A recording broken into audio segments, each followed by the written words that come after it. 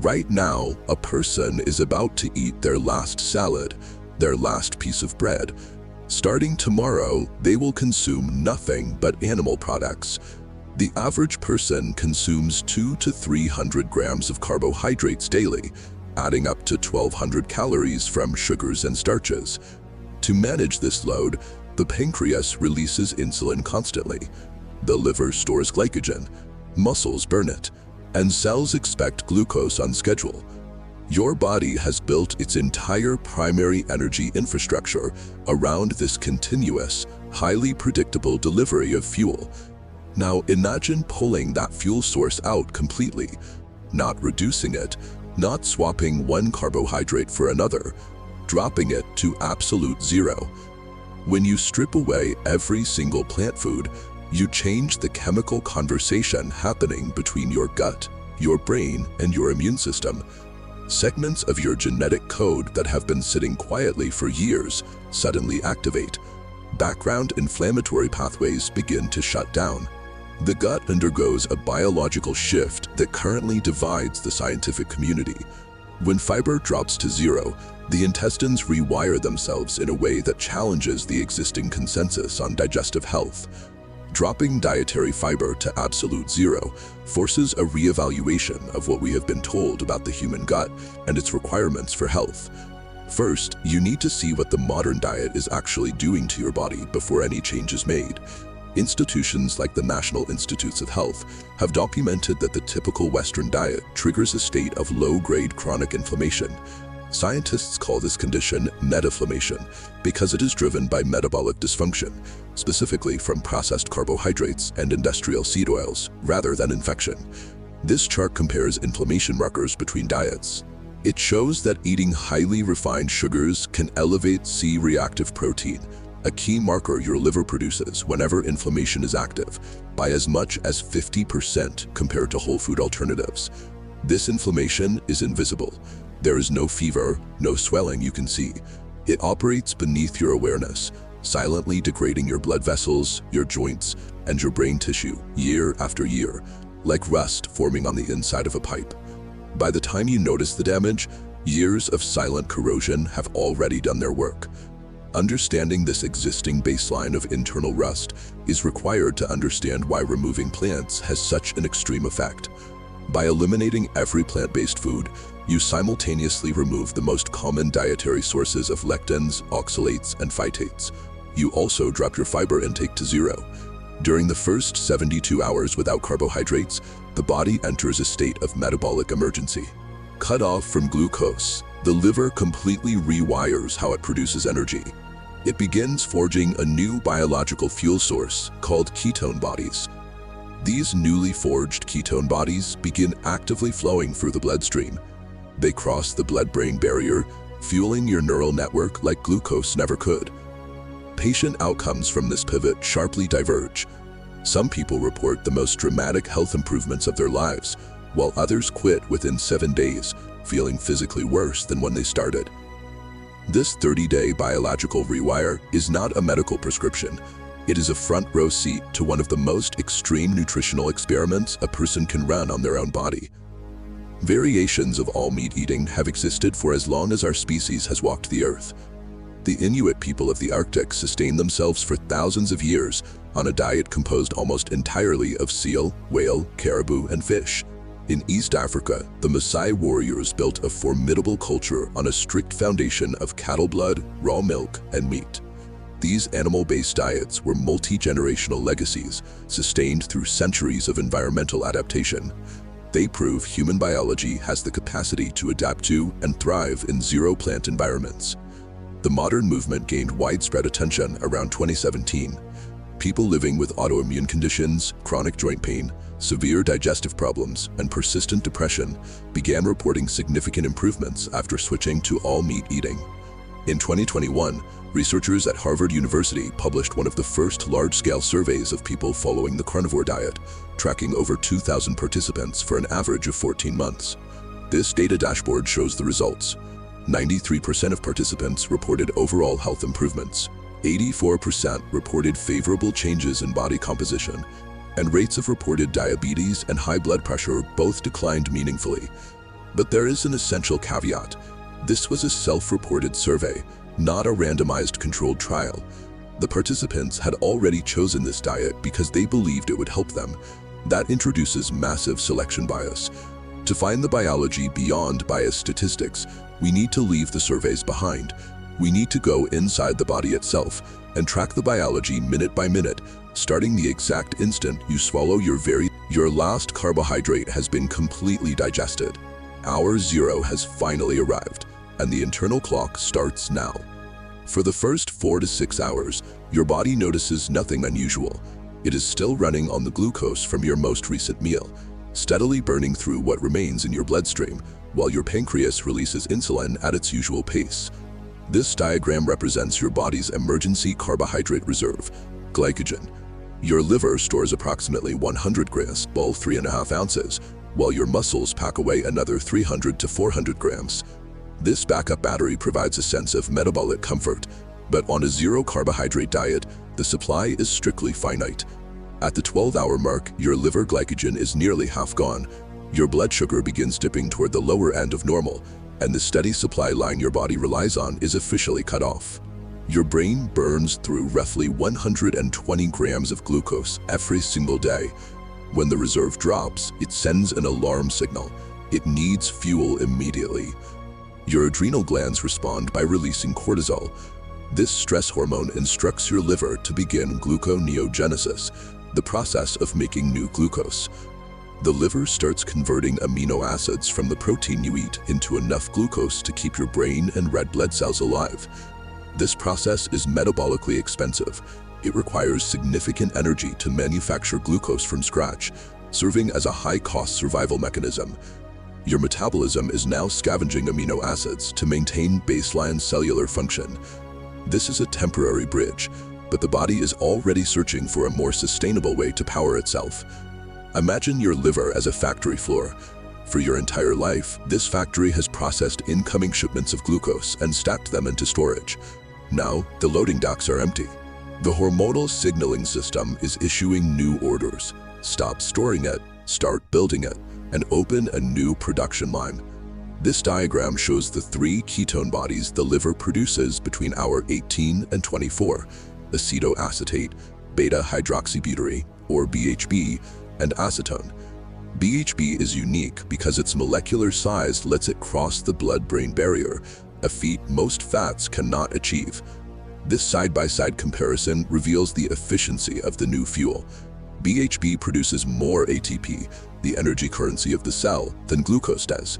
Because it generates fewer free radicals and less oxidative waste, the mitochondria actually run cleaner on this power source. The body has engineered a higher-yielding fuel system, but the physical transition between the old glucose engine and the new ketone engine is volatile. The window between 24 and 48 hours is known as the keto flow. It is a period of metabolic renovation where the old system is being torn out before the new system is fully online. The crash is triggered by a drop in insulin. Because insulin normally tells your kidneys to hold on to sodium, this sudden decrease causes the kidneys to begin flushing sodium at an accelerated rate. This animation shows the cascade effect. As sodium levels drop, the body also begins excreting potassium and magnesium through the urine, causing an electrolyte imbalance.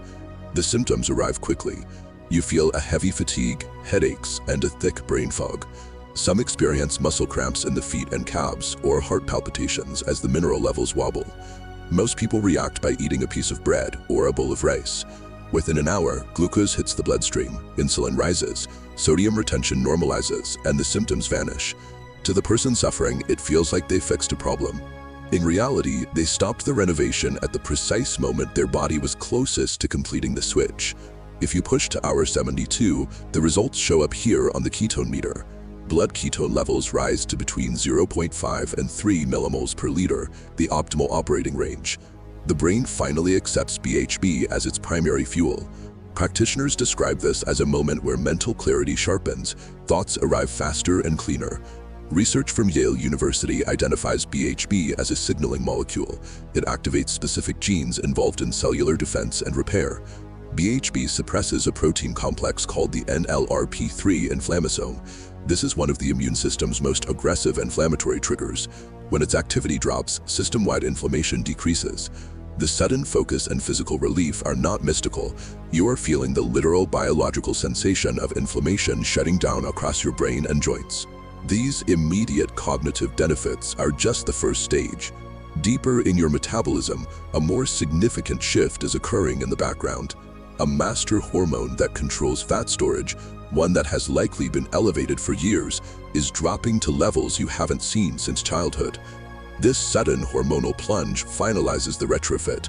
It signals that the body has moved past the initial crisis and begins a month-long process of recalibrating how it accesses and burns its own energy stores.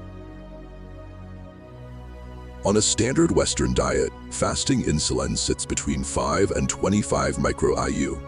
When chronically elevated, your body is locked in storage mode, ignoring fat reserves.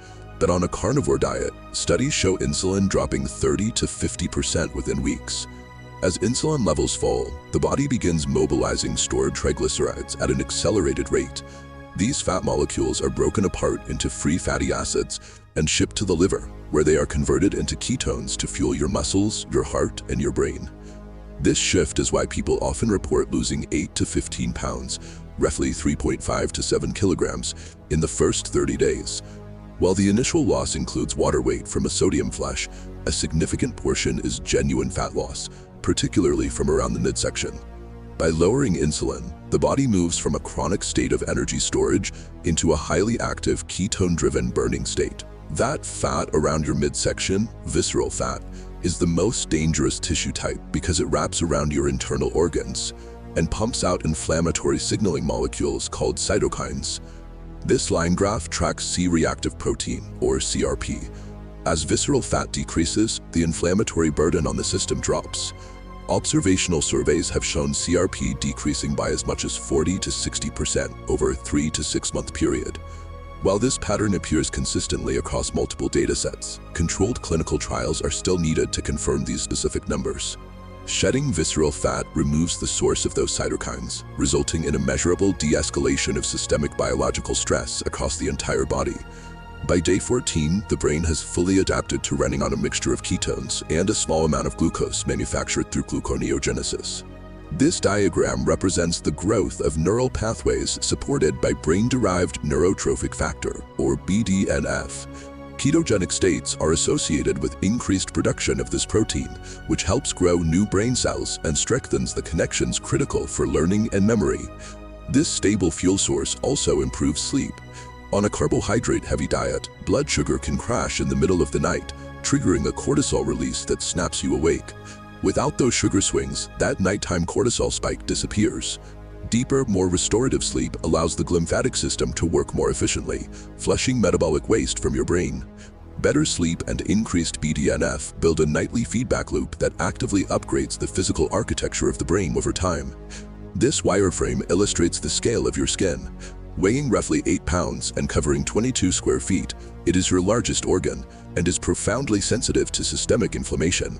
When inflammatory cytokines decrease and insulin stabilizes, chronic acne, eczema flares, and psoriasis patches frequently begin to calm down as the underlying inflammatory pathways are deactivated. A similar process occurs in the joints. When systemic inflammation is low, fewer inflammatory molecules infiltrate the synovial fluid, stopping the slow degradation of the cartilage beneath it. Cooling the body's inflammatory baseline provides tangible relief for both peripheral organs and weight-bearing structural joints. We now come to the most divisive chapter of this transformation. If you have been confused by conflicting information about cholesterol and diet, it is because this is likely the most misunderstood topic in nutrition. On a carnivore diet, total cholesterol and LDL often rise substantially. As this chart shows, some individuals see LDL increases of 30 to 100% above their baseline, a number that traditionally signals increased cardiovascular risk. However, LDL particles vary in size. Very low carbohydrate diets tend to shift the profile toward these larger, buoyant LDL particles, which some research suggests are less harmful than small, dense ones. While LDL rises, the beneficial HDL typically increases by 20 to 40%. Simultaneously, triglycerides, a critical marker of cardiovascular health, almost universally fall by 40 to 60%. Because no study has tracked large populations of carnivore dieters for decades, the long-term cardiovascular effects of this specific lipid profile remain unknown. This data forces a reevaluation of standard risk markers, as the diet creates a metabolic profile that current medical consensus is still struggling to categorize. Curious, lower tone. This brings us to a final biological question. What happens to the gut microbiome when every single gram of dietary fiber disappears? The gut undergoes a transformation that contradicts the long-held rule that fiber is required for a healthy ecosystem. We will examine the counterintuitive science behind that shift in our next episode. For over half a century, mainstream nutrition has held one rule as virtually sacred. Dietary fiber is an absolute requirement to keep your gut healthy. Down in your large intestine, you carry roughly 38 trillion bacteria. Collectively, they make up your gut microbiome.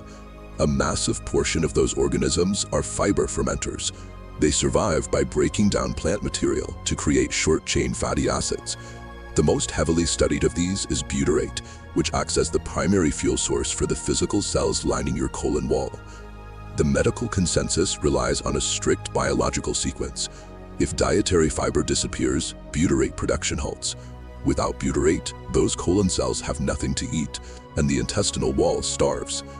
Because this chain of events is so deeply embedded in medical education, suggesting a person could survive, let alone thrive, without consuming a single gram of plant matter is treated as dietary heresy. The carnivore diet puts this biological rule to an absolute test. By eliminating all plant foods, it forces a person's fiber intake down to zero. When that happens, the population of fiber-fermenting bacteria drops off heavily. That reaction is expected and clearly documented in the research, but the ecosystem does not collapse. The gut continues to function.